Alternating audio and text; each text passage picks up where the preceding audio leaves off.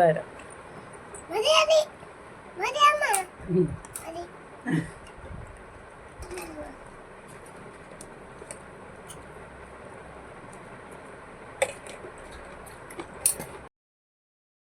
Hi friends, my മൈൻഡിൻ്റെ പുതിയൊരു വീഡിയോയിലേക്ക് എല്ലാവർക്കും സ്വാഗതം. തിരുവോണത്തിൻ്റെ പിറ്റേ ദിവസം നമ്മളുടെ വീട്ടിലേക്ക് പോയ വീഡിയോ ആണ്.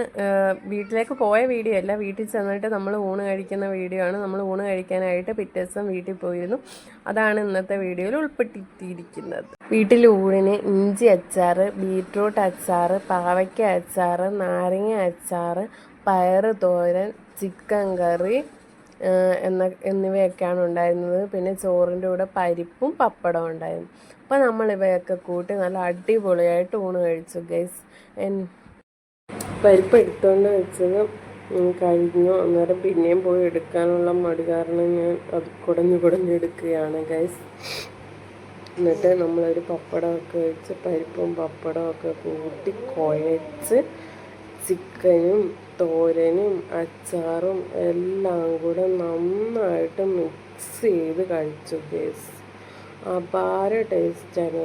പ്രത്യേകിച്ച് ഈ വാഴയിലയിലൊക്കെ ഇങ്ങനെ നമ്മൾ ഓണത്തിനൊക്കെ സദ്യ കഴിക്കുമ്പോൾ പ്രത്യേക ഒരു സന്തോഷവും നല്ല ടേസ്റ്റും ഒക്കെ ആണല്ലോ.